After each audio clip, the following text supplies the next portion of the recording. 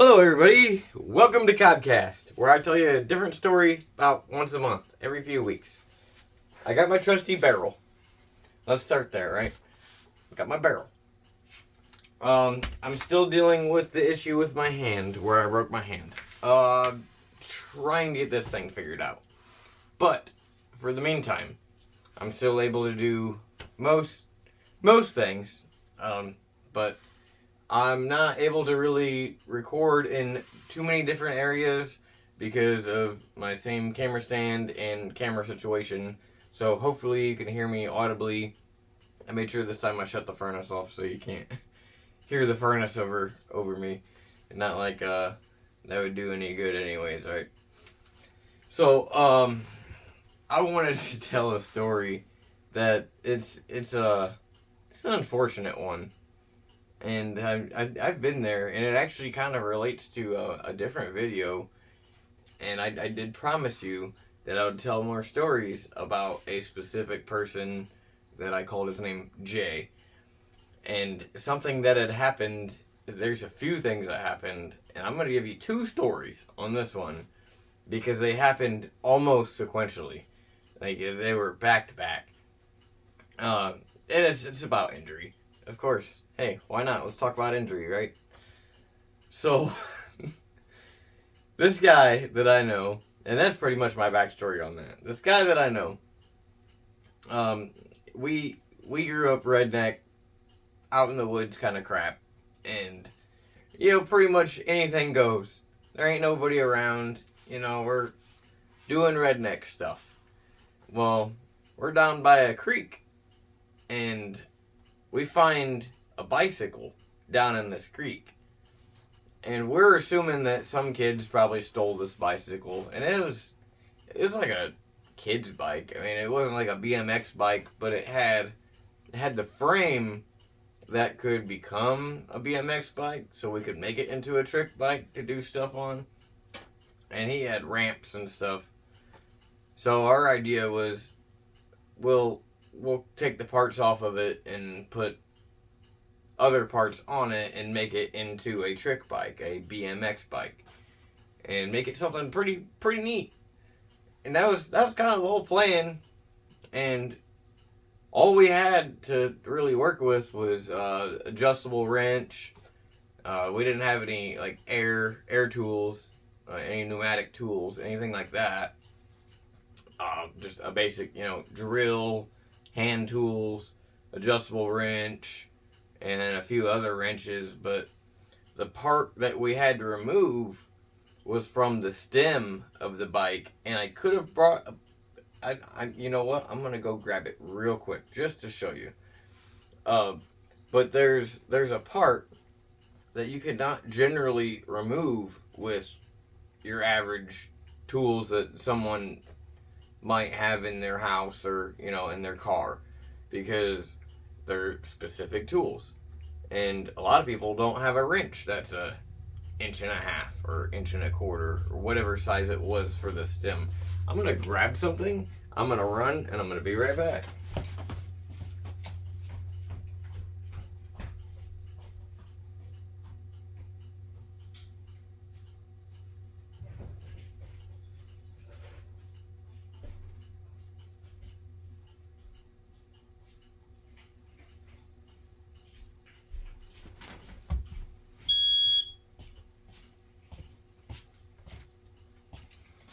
Look at that. I got the extra watch time.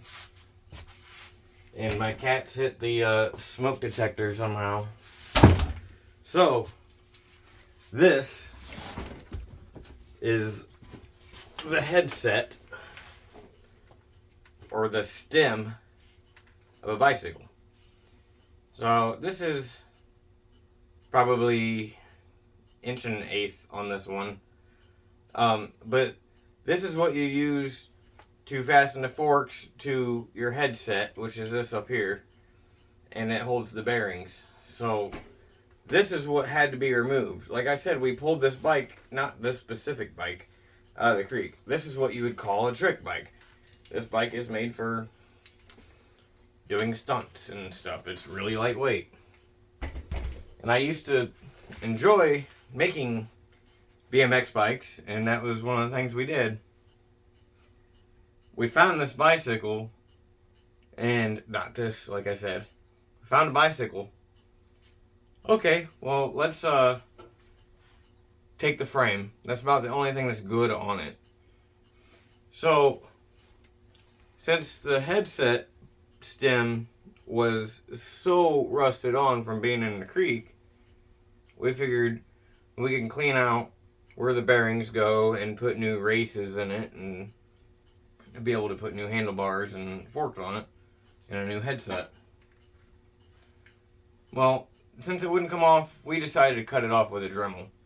And if you know what a Dremel is, it's like a little rotary tool. It's kind of like a grinder, but a lot of the cutoff discs are real small, like the size of a quarter.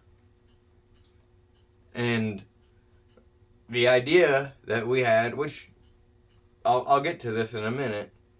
The idea that we had was to just kind of cut around right below that main nut on top and then just yank back on the handlebars and snap it off. And so I put on my safety glasses, put on a bit, and I was the one that wanted to make the bike. So I'm like, all right, well, let's get to it. So I start cutting it. And like I said, I got my safety glasses on, and I'm just fine. He's standing there maybe 10 feet from me. What is that? 3.4 yards, 3.4 meters, something like that. He's standing there, and I'm like, you should probably back up a little bit because these bits tend to break. And you're moving at like 2,400 RPM. And these little things are so frail. They're so thin. And just... when they break, they fly. And that's why you wear eye protection. And he's like, that ain't gonna hit me from here. I'm like, you should probably still move back a little bit. It'd be pretty crazy if it hit you in the eye or something. So he stands back, let's say 10 meters away. So that's around 30-something feet. And I'm not very good at conversions. I apologize. So he's standing a good ways away, and as soon as he moved back, I'm like, yeah, it'd be messed up, man, if it's still hitting you in the eye because you're standing there watching me. And he was standing in the angle that I was cutting. You can probably see where I'm getting with this. So as I'm cutting around this piece, bzzz, it snaps. And it flies. Guess who went to the hospital? That piece of that Dremel bit hit him directly in the eye. And I guess that's part of why I said that it had something to do with like eye injury that had to do with another video, but it also still has something to do with another part of this video. He went to the hospital. His eye was okay. And he didn't go colorblind in one eye like I did, but that was so scary. And it's like, what is it? Where you can like predict something right before it happens and then it freaking happens. Like I knew it was going to happen. I told him he shouldn't be standing there watching. He should move back. He's like, yeah, that ain't possible. No, I'm way over here now. Sure as shit, that thing hit him directly in the eye, and we went to the hospital, and his eye was pretty rough, but he made it.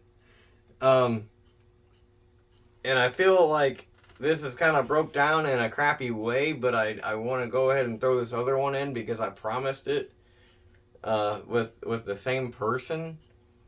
We were in the same area of the yard, doing the same kind of crap. We were, I think we were riding dirt bikes or something. And he went to go grab a can of gas, and we were like 14 years old at the time. And he was all, I'll go get it! And he's running. Well, he used to burn garbage and cans and stuff. And some of the cans didn't exactly make it into the burn pit for whatever reason. And his dad, that mowed the the lot, it was like a 3-acre lot on his property, the cans that they would get hit by a lawnmower. And so they would be like little shreds in the yard. He tripped over one of the bicycle parts that belonged to that bike. I think it was one of the rims, if I remember correctly. He was running and he tripped over part of that bike. And he fell like this and he slid. And his hand caught one of those pieces of aluminum can. And it cut him from between his fingers here all the way up to about an inch or two past his wrist. And it just opened it up to where you could see the fat and the bones in his hand and everything. And he looked at it, he's like, oh.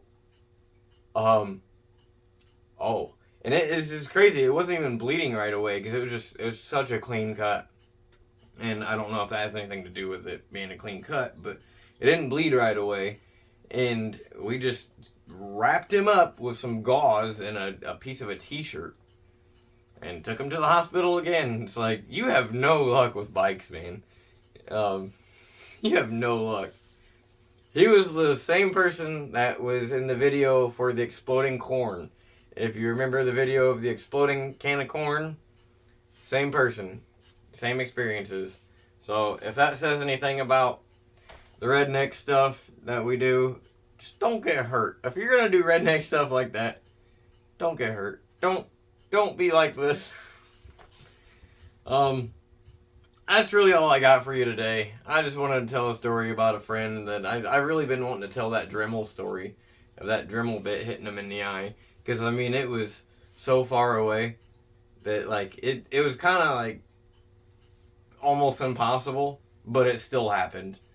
Like, yeah, stand way over there because you're not wearing eye protection. Well, you shouldn't be watching anyways, so just don't do that. That's all I got for you. Thank you so much.